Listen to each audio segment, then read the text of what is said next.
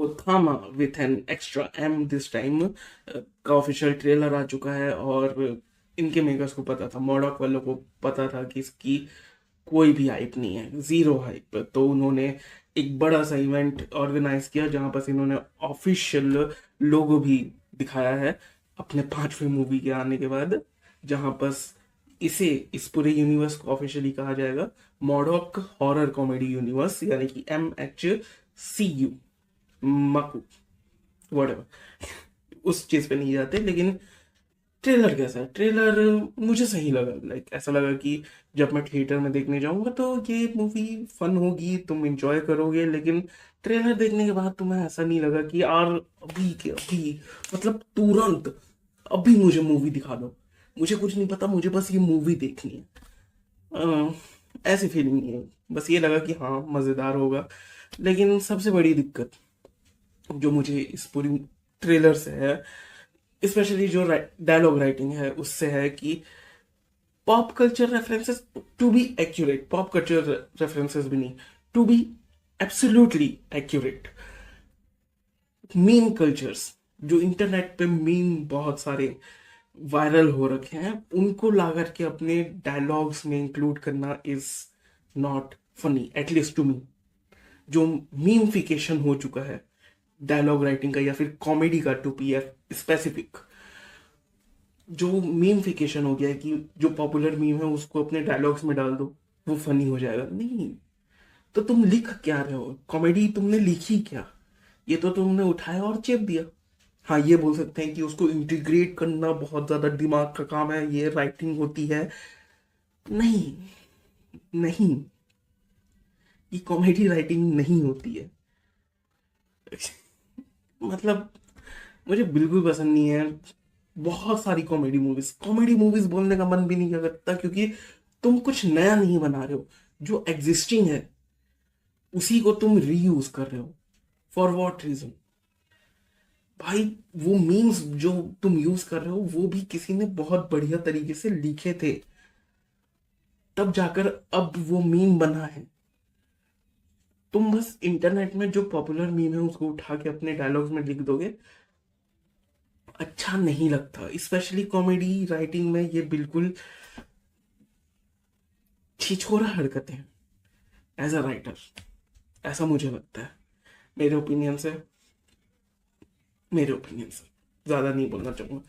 उसके अलावा कहानी ऑलमोस्ट हमें दिखाई दी गई है। ऐसा लगता है कि एक प्राचीन काल था, कुछ समय पहले की बात थी, जहाँ पर बेताल स्पेसिफिकली लोग होते थे, और यहाँ पर उनको बनाया गया था, रखा गया था, या वो कम्युनिटी जो थी वो लोगों की रक्षा करने के लिए थी। लेकिन फिर आते हैं नवाजुद्दीन सिद्दीकी के कैरेक्टर, और वो बोलते हैं कि क्यों, मेरी जिम्मेदारी क्यों है कमजोरों की रक्षा करना? मैं अपनी शक्तियों का इस्तेमाल अपने लिए करूंगा, अपने सुख के लिए करूंगा। जो कि उसी के लोग अपोज करते हैं, और उसे बांध करके रख दिया जाता है किसी गुफा में, चांदी के जंजीरों से बांध करके। और उसके बाद 75 ईयर्स बीत जाते हैं, और एक शहर से लड़का आता है गांव में घूमने के लिए, और वो बाय मिस्टेक उस गुफा में पहुंच जाता है और मिलता है नवाजुद्दीन सिद्दीकी के कैरेक्टर से। वहीं पर उसके ऊपर बियर भालू हमला भी करेगा। उसको बचाने के लिए रश्मिका मंदाना का कैरेक्टर भी आएगा। फिर वो ऑलमोस्ट मर जाएगा तो उसको बेताल बनाया जाएगा। वेम्पायर यूज नहीं कर रहे हैं यहाँ पर, by the way, word vampire word use नहीं कर रहे हैं, वो यूज कर रहे हैं बेताल वर्ड। और इन सब में जो शब्द है थामा, उसको एज अ लीडर की तरीके से तुम सोच सकते हो, क्योंकि नवाजुद्दीन सिद्दीकी का कैरेक्टर भी बोलता है कि मैं बनूंगा थामा, यानी कि वो इन पूरी जो कम्युनिटी है बेताल की, उनका लीडर है बोल सकते हैं, या फिर मुखिया जो होगा इस कम्युनिटी का, जो सबसे ज्यादा ताकतवर होगा, आई गेस वो होगा। तो वो थामा का रेफरेंस ये है कि वो थामा लीडर को बोलते हैं, मुखिया को बोलते हैं इन बेताल की कम्युनिटी के। लेकिन इसी के साथ कुछ सवाल भी आते हैं मन में कि कैसे रश्मिका मंदाना का कैरेक्टर, अगर वो बेताल है तो दिन में बस के ऊपर बिल्कुल सूरज के नीचे वो कैसे घूम रही है, वहीं पर हम आयुष्मान खुराना के कैरेक्टर को भी देख सकते हैं, वो भी छतों में टाप रहा है खुले आसमान के नीचे दिन में। तो क्या हो रहा है, कैसे हो रहा है, बाकी जितना ट्रेलर देख के समझ में आ रहा है, जैसा भेड़िया में हुआ था, वो अपने पावर्स को रियलाइज कर रहा है, उनको यूज कैसे करना है, उनको कंट्रोल कैसे करना है, ये सारी चीजें सीखेगा।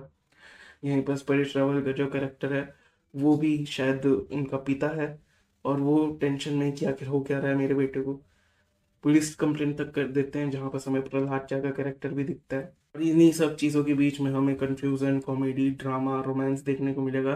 फिर मुंजिया के जो मूवी थी उसमें जो सत्यराज का कैरेक्टर था, नकली पास्टर, वो हमें यहाँ भी देखने को मिल रहा है।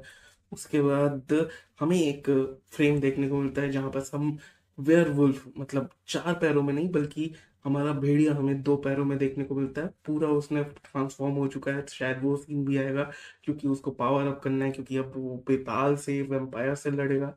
तो ये सारी चीजें भी हमें देखने को मिल रही हैं। बाकी जैसा कि मैंने लोका के मूवी रिव्यू में कहा था कि मॉडॉक वालों को अपना गेम अप करना पड़ेगा, उन्हें और ज़्यादा एक्यूरेट होना पड़ेगा, और ज़्यादा इनोवेटिव होना पड़ेगा इन सारी चीज़ों को लेकर के, क्योंकि उनको पास अब एक competition, as simple as that, उनके पास कंपटीशन है। और उम्मीद करता हूँ कि मॉडॉक वाले बहुत ही नेक्स्ट लेवल पे इसे एलिवेट करें। जितना हम, मैं कम से कम ट्रेलर से उतना एक्साइटेड नहीं हुआ, मूवी बहुत ही बेहतरीन निकले, कम से कम मैं ये उम्मीद लेकर चल रहा हूँ। बाकी ये थे मेरे ओपिनियंस, मेरे व्यूज़। मिलते हैं अगले वीडियो में। Okay bye.